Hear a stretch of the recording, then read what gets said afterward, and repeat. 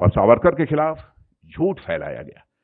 बार बार यह बात कही गई कि उन्होंने अंग्रेजी सरकार के सामने अनेकों मर्सी पिटीशन फाइल की, लेकिन सच्चाई है कि मर्सी पिटीशन उन्होंने अपने को रिहा किए जाने के लिए नहीं फाइल की थी।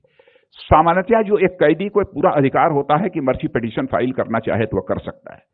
महात्मा गांधी ने उन्हें कहा था कि आप मर्सी पिटीशन फाइल करो। महात्मा गांधी के कहने पर उन्होंने मर्सी पिटीशन फाइल की थी और महात्मा गांधी ने अपनी तरफ से यह अपील की थी। उन्होंने कहा था यदि सावरकर जी को रिहा किया जाना चाहिए, जैसे हम शांतिपूर्ण तरीके से आजादी हासिल करने के लिए आंदोलन चला रहे हैं, वैसे ही सावरकर जी भी आंदोलन चलाएंगे। यह बात महात्मा गांधी जी ने कही थी, लेकिन उनको बदनाम करने के लिए इस प्रकार की कोशिश की जाती है कि मर्सी पिटीशन फाइल की थी, उन्होंने क्षमा याचना मांगी थी, अपनी रिहाई की बात कही थी। यह सब सारी बातें बेबुनियाद और गलत हैं। देखिए, राजनाथ सिंह यकीनन बीजेपी से उनका ताल्लुक है, संघ से उनका ताल्लुक रहा है और अभी भी है, मगर वो उनका जो एक परसेप्शन है अपोजिशन लीडर में कि भाई तो थोड़ा सुलझावा ठाकुर लीडर है ये, मगर अब तो झूठ बोल दिए, अब तो सुलझी की बात नहीं कर रहे। महात्मा गांधी तो ये कहते थे कि जेल को जाना एक नॉन वायलेंट का रास्ता है, जेल को जाना, और वो शख्स माफीनामा लिखता है अंग्रेजों के लिए। अंग्रेजों से माफीनामा लिखते सावरकर। दूसरे क्यों नहीं लिखे जो काला पानी में थे? काला पानी में जाने के 8 महीने के अंदर सावरकर माफीनामा लिख दिए। तो राजनाथ सिंह इतनी झूठ क्यों बोल रहे हैं? इनके इस बयान के बाद तो उनको कोई सुलझावा नहीं मानेगा अभी।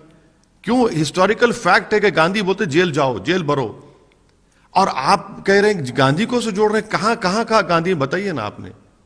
कितना तोड़ मोड़ के झूठ बोलते रहेंगे लोग। सावरकर हिंदुत्व की आइडियोलॉजी में अपनी किताब में क्या लिखते हैं? फादरलैंड और होली लैंड। सावरकर की पूरी एक तारीख है, पूरा है ना। और फिर सावरकर महात्मा गांधी की हत्या में कॉम्प्लिसिट है, क्या उसको नहीं मानेंगे? अगर जस्टिस कपूर कमीशन की इंक्वायरी को नहीं मानते तो फिर मैं चैलेंज करूं आरएसएस को, बताएं कि पंडित दीनदयाल उपाध्याय की हत्या के बाद आपने कमीशन ऑफ इंक्वायरी मांगा था, चंद्रचूड़ कमीशन ऑफ इंक्वायरी बनी।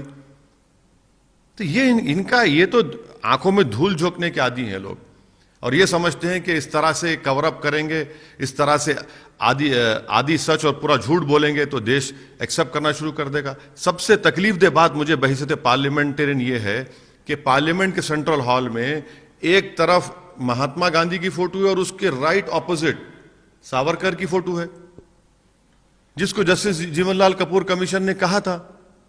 अच्छा, ट्रायल में उनको कोरॉबोरेशन एविडेंस नहीं था तो एक्विट कर दिए, मगर क्या आप तस्वीर लगाएंगे गांधी की तस्वीर के सामने? क्या बताना चाह रहे हैं? बताना यही चाह रहे हैं कि देश को मैसेज दे रही है आरएसएस और बीजेपी कि अनकरीब में एक वक्त आने वाला है कि बापू फादर ऑफ द नेशन नहीं रहेंगे, सावरकर बन जाएंगे।